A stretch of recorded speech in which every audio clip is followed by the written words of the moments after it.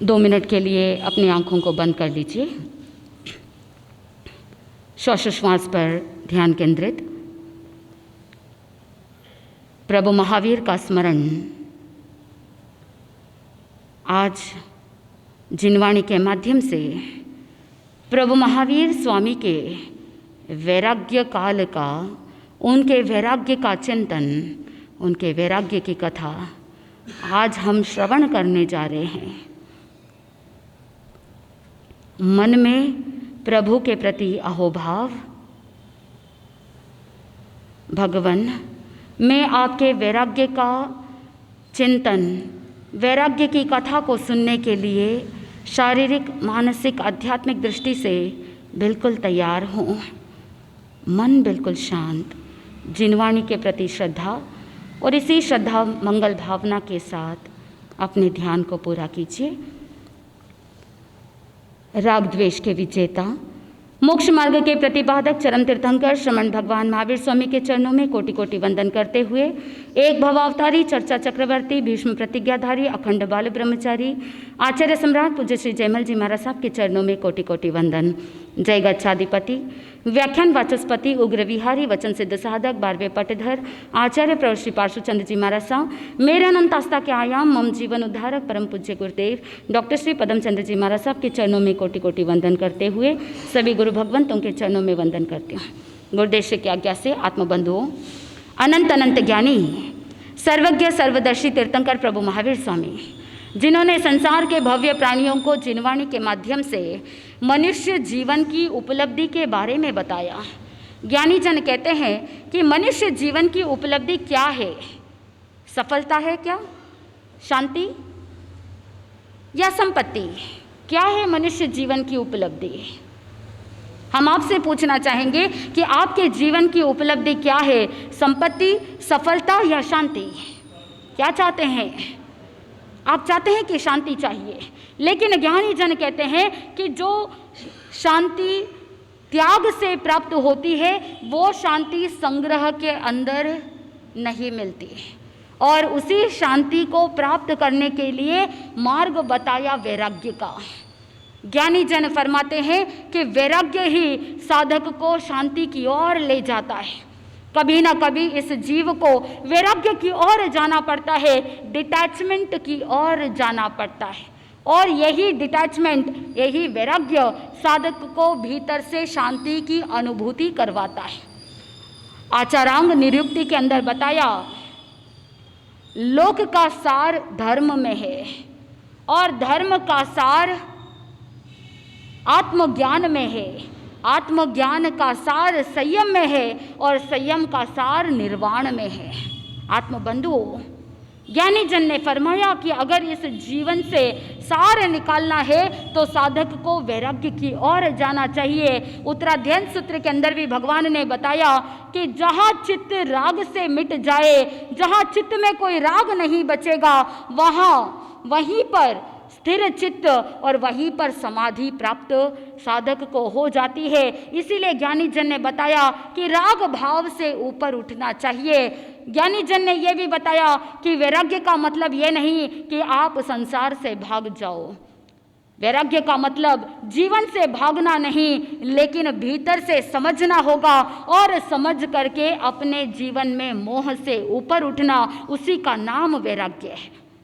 चिंतन कीजिए आत्मबंधुओं कि ये साधक बने उससे पहले संसार के अंदर अनादि काल से परिभ्रमण करता हुआ राग रंग के अंदर डूबा हुआ था। राग से अब साधक को ऊपर उठना है, राग से आसक्ति से ऊपर उठ करके अनुराग में जाना है, अनुराग से साधक को विवेक को जागृत करना है और अल्टीमेटली वैराग्य की भावना को जागृत करना है। ये यात्रा कैसे होती है? अनादिकाल से ये जीव संसार के संबंधों में, वस्तुओं के संबंधों में राग के अंदर डूबा हुआ है और ये जीव को संसार परिभ्रमण में डुबोते हुए चला जाता है।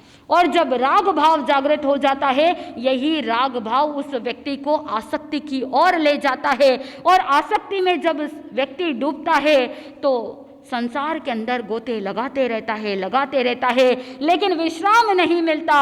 अगर इस आत्मा को विश्राम चाहिए तो राग से, आसक्ति से ऊपर उठना पड़ेगा। और जब गुरु का सानिध्य मिलता है, गुरु के प्रति अनुराग भाव जागृत होता है, वही राग किसमें कन्वर्ट हो गया? अनुराग में कन्वर्ट हो गया। जैसे गौतम स्वामी का प्रभु महावीर स्वामी के प्रति अनुराग था, ये प्रशस्त राग एक दिन साधक को संसार के स्वरूप की ओर ले जाता है, संसार की असारता को समझने के लिए तैयारी कर देता है।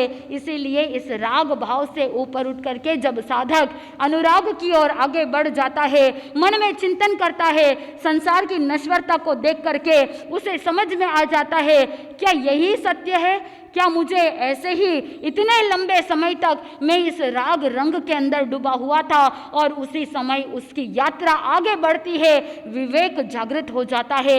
यही तीसरा स्टेप है कि वहाँ विवेक जागृत हो जाना। जब विवेक जागृत हो जाता है तो वहीं पर टर्निंग पॉइंट आता है, और ये टर्निंग पॉइंट व्यक्ति को संसार से ऊपर उठा देता है और वो वैराग्य की ओर अग्रसर हो जाता है। और जब वैराग्य की प्राप्ति होती है, वही जीवन का चौथा स्टेप है। ये 4 स्टेप्स हमेशा याद रखना कि राग से अनुराग, अनुराग से विवेक का जागरण और विवेक से वैराग्य की ओर जाना। अगर इसी को इंग्लिश में कहा जाए तो पहले ये जीव अटैच होता है, और यही अटैचमेंट व्यक्ति को इमोशनली इन्वॉल्व करता है, और इमोशनल इन्वॉल्वमेंट की वजह से वो डूबता चला जाता है। और जब संसार का स्वरूप समझ में आ जाता है तो वही इमोशनल इन्वॉल्वमेंट से डिटैच होने के लिए वो अपने आप को टर्न कर देता है। टर्निंग पॉइंट उसके जीवन में आता है और यूनिवर्स उसको लेसन सिखाता है, और वही लेसन लर्न करने के बाद वो डिटैचमेंट की ओर अग्रसर करने के लिए इमोशनली क्या कर देता है? टर्न कर लेता है। और यही टर्निंग पॉइंट उसे डिटैचमेंट की ओर ले जाता है। वो डिटैचमेंट कैसा? विथ अंडरस्टैंडिंग, यानी वैराग्य की भावना, सोच समझने के पश्चात वो साधक राग भाव से डिस्कनेक्ट हो जाता है, डिटैच हो जाता है। वैराग्य का मतलब ये नहीं होता कि आपको भागना है, आपको रोते रहना है, दुखी होना है, ये नहीं कहलाता है। वैराग्य का मतलब है न तो भागना है न रोना है, समझना है कि ये सब कुछ क्या है? क्षणिक है। और जो साधक इस कला को जान जाता है, इस कला को समझ जाता है, वो संसार में रहते हुए भी संसार से ऊपर उठ जाता है। उत्तराध्ययन सूत्र के अंदर 10वें अध्ययन में बताया कि वैराग्य ही आत्मा का श्रृंगार है।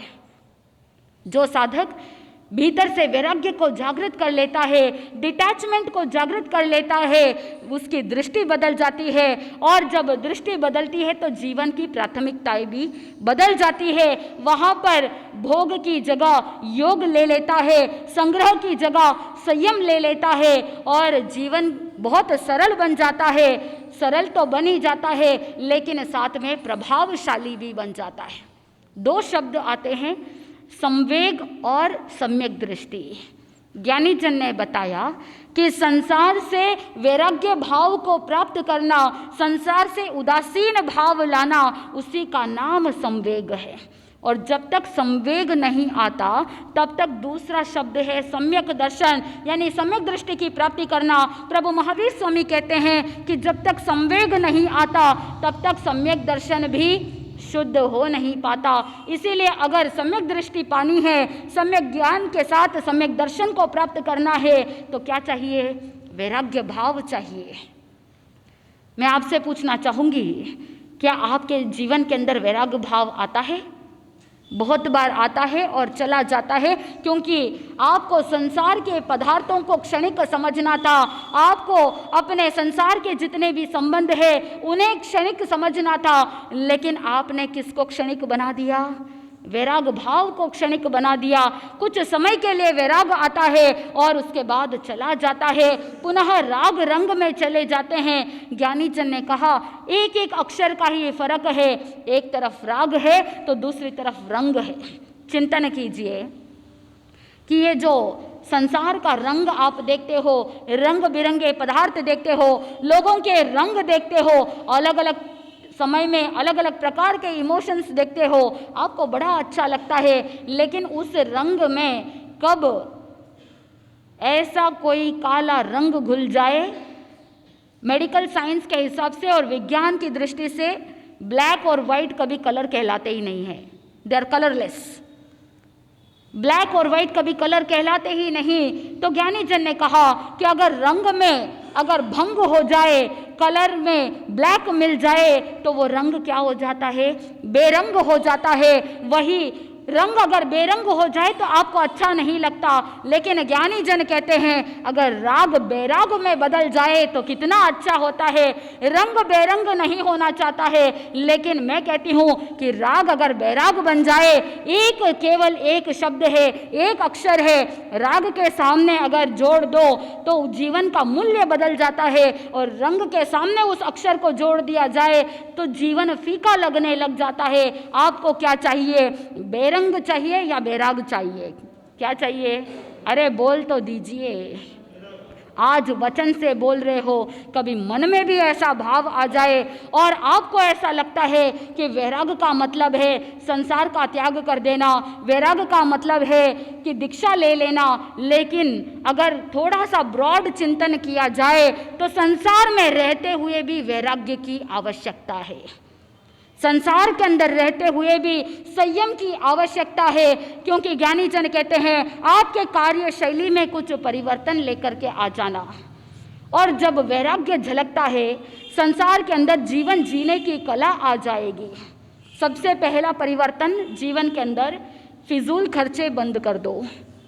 पहला वैराग्य का लक्षण, पहली एक्टिविटी आपको क्या करनी है कि जहां संग्रह वृत्ति से संयम की ओर आगे बढ़ना है, वैराग्य का एक परिवर्तन आपको लाना है कि संग्रह से किस ओर जाना है, संयम की ओर जाना है। तो अनावश्यक जो खर्च है, यानी संग्रह वृत्ति को अगर कम करना है तो फिजूल खर्चे बंद करने हैं और आप अपने धन का सदुपयोग करने के लिए आगे बढ़ जाएंगे।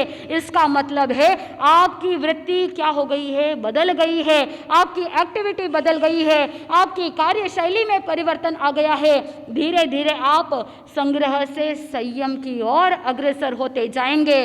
और दूसरा परिवर्तन आपको ये लाना है कि आप जो नियमित रूप से, पूज्य गुरुदेव डॉक्टर श्री पदमचंद्र जी महाराज साहब कहते हैं कि हर एक साधक को कुछ ना कुछ नित्य नियम आवश्यक होना चाहिए, चाहे वो एक नवकार मंत्र की माला ही क्यों ना हो, चाहे एक नवकार मंत्र का जाप भी क्यों ना हो, चाहे 5 मिनट के लिए आपने जाप कर लिया या एक बार चमत्कारी जय जाप का आपने जाप कर लिया, कोई भी छोटे से छोटा नियम, बड़े से बड़ा नियम, हर एक साधक को कुछ ना कुछ एक नित्य नियम होना ही चाहिए कि जब तक वो नहीं होता है तब तक सुबह मुंह में अन्न जल नहीं डालो। ऐसे एक साधक का कुछ ना कुछ नित्य नियम होना चाहिए। तो दूसरा परिवर्तन आपको लाना है कि प्रतिदिन थोड़ा सा स्वाध्याय या ध्यान अवश्य ही करना चाहिए। वो स्वाध्याय जाप के रूप में हो सकता है, वो स्वाध्याय प्रार्थना के रूप में हो सकता है, वो स्वाध्याय बड़ी साधु वंदना का पाठ के रूप में हो सकता है, वो स्वाध्याय आगम की गाथाओं के माध्यम से हो सकता है, या एक छोटी सी नवकार की माला 108 मणके की माला नहीं हो सकती है तो कम से कम 27 बार नवकार मंत्र का स्मरण करना। आप साधक है तो कुछ ना कुछ छोटे से छोटा नियम, बड़े से बड़ा नियम होना ही चाहिए। तो दूसरा परिवर्तन वैराग्य के लिए कि आप क्या करेंगे, प्रतिदिन नियमित रूप से थोड़ा सा स्वाध्याय, थोड़ा सा ध्यान अवश्य करें। तीसरा परिवर्तन आपको लाना है संबंधों में अपेक्षाओं का त्याग करना। मैंने मेरे रिश्ते को निभाया है तो सामने वाले को भी करना है। संबंधों में जो आप अपेक्षाएं रखते हैं, ज्ञानी जन कहते हैं एक्सपेक्टेशंस लीड टू डिसअपॉइंटमेंट। जहां पर अपेक्षाएं रहती है वहीं पर आपको दुख प्राप्त होता है। इसीलिए सारी अपेक्षाओं का क्या कर देना, त्याग कर देना। इसी का नाम वैराग्य है। संबंधों में जो अपेक्षाएं हैं उन सभी अपेक्षाओं का त्याग करके करुणा को प्राप्त करना है। सामने वाले के प्रति करुणा भाव लाइए, अनुकंपा भाव लाइए। जब आपके मन में हर एक के लिए अनुकंपा भाव रहेगा तो आपके मन में अटैचमेंट नहीं रहेगा। आप ये सोचोगे कि मेरा कर्तव्य है, मेरी ड्यूटी है, मैंने अपनी ड्यूटी निभा दी, सामने वाला क्या करता है वो उसके ऊपर निर्भर करता है, वो उसके कर्म है। मुझे जो करना था मैंने कर दिया। इस तरह से अगर आप अपने जीवन में परिवर्तन लाएंगे तो आपकी कार्यशैली में परिवर्तन आएगा। तो राग से आप कहाँ पहुँच जाएंगे? अनुराग, और अनुराग से वैराग्य की ओर आगे बढ़ जाओगे, क्योंकि वैराग्य ही आत्मा का श्रृंगार है। जहाँ वैराग्य होता है वही आत्मा का उत्थान होता है। यह केवल वाणी नहीं है, यह केवल एक उपदेश नहीं, बल्कि आत्म उत्थान के लिए आपको आह्वान किया जा रहा है। ये आह्वान है आपको कि जब तक वैराग्य भाव नहीं आता है तब तक जीवन अंधकारमय बन जाता है। प्रभु महावीर स्वामी ने त्याग का मार्ग बताया, और सच्चा त्याग तभी होता है जब भीतर वैराग्य भाव होता है। और प्रभु महावीर स्वामी कहते हैं कि त्याग में जो आनंद की अनुभूति होती है वो संग्रह के अंदर नहीं। चिंतन कीजिए, जो आप भोजन तैयार करते हो, भोजन बनाने में खुशी मिलती है और खुद के खाने में खुशी मिलती है या दूसरों को खिलाने में खुशी होती है? बोल तो दीजिए। जो वास्तव के अंदर डिटैचमेंट को प्रैक्टिस करता है, जो वैराग्य भाव उसके अंदर रहता है, वो कभी खुद के खाने में खुशी नहीं रखता है। वो यही चिंतन करता है कि दूसरों को मैं भोजन खिला दूं, उसका पेट भर जाएगा तो मुझे खुशी होगी। यानी त्याग भाव में वास्तव के अंदर आनंद है। ये आनंद को अनुभव करना है तो वैराग्य की ओर अग्रसर होना है। प्रभु महावीर स्वामी का जीवन आप सुन रहे हैं। 8 वर्ष की उम्र में उन्होंने शस्त्र विद्या के दौरान दक्षिणेश्वर आचार्य को क्या बना दिया? उनको परिवर्तित कर दिया, उनके कार्यशैली में परिवर्तन ला दिया कि जो शस्त्र विद्या के अंदर निपुण थे, शस्त्र विद्या को ही सब कुछ मानते थे, उन्होंने उसका परिवर्तन कर दिया। उनको सच्चे शस्त्र के बारे में बता करके उनको बोध दिया। कहा कि शस्त्र से या हिंसा से समाधान नहीं मिल सकता है। क्षमा, मैत्री भाव, करुणा भाव से ही, अहिंसा से ही हम शत्रुता पर विजय प्राप्त कर सकते हैं। शत्रु नहीं, शत्रुता को मिटाना है। ये बोध भगवान महावीर स्वामी ने बालक अवस्था के अंदर ही दे दिया। जैसे जैसे बड़े हो रहे थे, वर्तमान युवा अवस्था को प्राप्त कर चुके, जैसे ही युवा अवस्था को प्राप्त किया, माता पिता ने सोचा कि अब यौवन अवस्था में वर्धमान का क्या कर लेना चाहिए? विवाह कर देना चाहिए। माता त्रिशला जाती है वर्धमान के पास, प्रभु महावीर स्वामी के पास जाती है और कहने लगती है, बेटा अब तुम जवान हो चुके हो, अब तुम युवा अवस्था को प्राप्त कर चुके हो और हम तुम्हारे माता पिता हैं। हमारा दायित्व है कि तुम्हारा विवाह करवा दिया जाए, लेकिन तुम चाहते हो कि तुम्हारे माता पिता दुखी ना हो, लेकिन तुम्हारा ये संसार के प्रति उदासीन भाव, तुम्हारा ये एकाकी रहना हमें दुखी कर रहा है। इसीलिए हे पुत्र, तुम्हारे माता पिता के सुख के बारे में चिंतन करना, तुम्हारे माता पिता के सुख के लिए दायित्व निभाना तुम्हारा कर्तव्य है। इसीलिए हे पुत्र, तुम तुम्हारा उत्तरदायित्व निभाओ। माता पिता के प्रति जो स्नेह भाव था और जो माता का आग्रह था, उस आग्रह को वो मना नहीं कर पाए। लेकिन भगवान महावीर स्वामी, जिनकी नियति थी संयम अंगीकार करना, जिनकी नियति थी दीक्षा लेना और जन्म से ही जिनके जीवन में वैराग्य भाव था, उनके मन में किसी के प्रति कोई अटैचमेंट नहीं, उनके मन में हमेशा डिटैचमेंट भाव था। उनके जीवन के अंदर वैराग्य हिलोरे ले रहा था। मन में विचार करने लगे, अगर मैं विवाह कर लूँगा तो मेरी भावना का क्या होगा, मैं संयम कब लूँगा, मेरा क्या होगा। उस समय उन्होंने अपने अवधि ज्ञान से उपयोग लगाया, उपयोग लगा करके मन में चिंतन किया कि मुझे क्या करना चाहिए। उपयोग लगाने पर पता चला कि अब मेरे जीवन में अभी भोगावली कर्म उदय के अंदर आने वाले हैं, संयम अंगीकार करने में अभी समय शेष है। उपयोग लगने पर माता पिता को स्वीकृति दे दी, लेकिन उदासीन भाव से केवल कर्तव्य दृष्टि से उन्होंने हुकारा भर दिया। माता ने और पिता ने वर्धमान का विवाह करवा दिया। समरवीर की पुत्री यशोदा के साथ उनका विवाह करवा दिया गया और कालांतर के अंदर पुत्री की भी प्राप्ति हुई और पुत्री का नाम रखा गया प्रिय दर्शना। लेकिन उन्होंने मन के अंदर यही चिंतन किया कि मुझे तो उदासीन रहना है, मुझे अपनी आत्मरमणता में तल्लीन रहना है। मात्र अपने माता पिता के आग्रह के कारण से विवाह करना पड़ा था और उसके पश्चात कालांतर के अंदर महाराजा सिद्धार्थ और माता त्रिशला जो भगवान पार्श्वनाथ के श्रमणोपासक थे, श्रावक के व्रतों का शुद्ध रूप से पालन करने वाले थे और ऐसे पालन करते करते अंतिम समय में उन्होंने अनशन किया। अनशन करने के पश्चात दोनों राजा सिद्धार्थ और माता त्रिशला दोनों ने 12वें देवलोक के अंदर जाकर के उत्पन्न हुए, यानी अच्युत देवलोक के अधिकारी बन गए। और ज्ञानी जन कहते हैं कि माता त्रिशला और राजा सिद्धार्थ वहाँ से काल करके महाविद्य क्षेत्र के अंदर मनुष्य जन्म को प्राप्त करेंगे, संयम अंगीकार करके मोक्ष को प्राप्त करेंगे। ऐसे माता पिता के पुत्र वर्धमान जिन्होंने हमेशा उदासीन भाव रखा, वैराग्य की उत्कृष्ट पराकाष्ठा को अगर देखना है तो प्रभु महावीर स्वामी के वैराग्य का चिंतन करना चाहिए। और जब भगवान महावीर स्वामी ने देखा, मैंने गर्भकाल के अंदर रहते हुए प्रतिज्ञा की थी कि जब तक माता पिता जीवित रहेंगे तब तक मैं संयम अंगीकार नहीं करूंगा। अब मेरी प्रतिज्ञा पूरी हुई, अब मुझे क्या करना चाहिए, मुझे संयम अंगीकार कर लेना चाहिए। तो वहाँ से वो वर्धमान जाते हैं अपने बड़े भाई नंदीवर्धन के पास।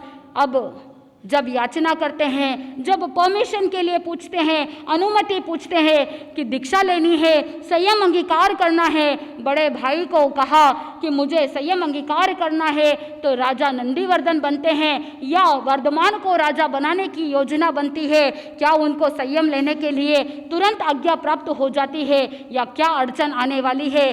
भाई नंदीवर्धन क्यों रोकता है, किस लिए रोकता है, रोकने के पीछे कारण क्या है और उसके बाद किस तरह से वो संयम अंगीकार करते हैं। भगवान महावीर स्वामी का वो वर्षिदान और भगवान महावीर स्वामी का वो संयम यात्रा वास्तव के अंदर जीवन के लिए एक शिक्षा है। तो आज हमें संकल्प करना होगा, मन के अंदर चिंतन करना होगा, मैं अपनी आत्म शांति की प्राथमिकता दूंगा। मैं अपने जीवन में सबसे पहली प्रायोरिटी अगर दूंगा तो मैं अपनी आत्म शांति के लिए दूंगा। बाकी सब चीज़ें जो कर्तव्य दृष्टि से करना है उसे करना है, लेकिन हमेशा प्रैक्टिस करूंगी कि मैं अपने जीवन में वैराग्य भाव लाऊं। अगर ये संकल्प करेंगे और प्रतिदिन 3 मनोरथ का चिंतन करेंगे तो हमारे जीवन में जिस दिन वैराग्य भाव आएगा और जिस दिन हम राग भाव से ऊपर उठ जाएंगे, राग आसक्ति से जिस समय साधक वैराग्य में कदम रख लेता है तो उसका जीवन सार्थक हो जाएगा, उसके मनुष्य जीवन की उपलब्धि की प्राप्ति हो जाएगी। और जिस लक्ष्य से मनुष्य जन्म प्राप्त किया था, जो संकल्प हमने पूर्व भाव में किया था कि मनुष्य जन्म मिलेगा तो संयम अंगीकार करेंगे, संयम अंगीकार करके मोक्ष की साधना करेंगे, उस प्रतिज्ञा को भी याद रखना है, उस संकल्प को भी पूर्ण करना है। इसीलिए जीवन में राग भाव से ऊपर उठना है, मोह से ऊपर उठना है। इस मोह जंजाल में न फंसते हुए वैराग्य की ओर जब कदम आगे बढ़ेंगे तो इस भव पर भव आनंद की प्राप्ति होगी। इन्हीं मंगल भावनाओं के साथ आनंद ही आनंद बोले श्री जैन धर्म की।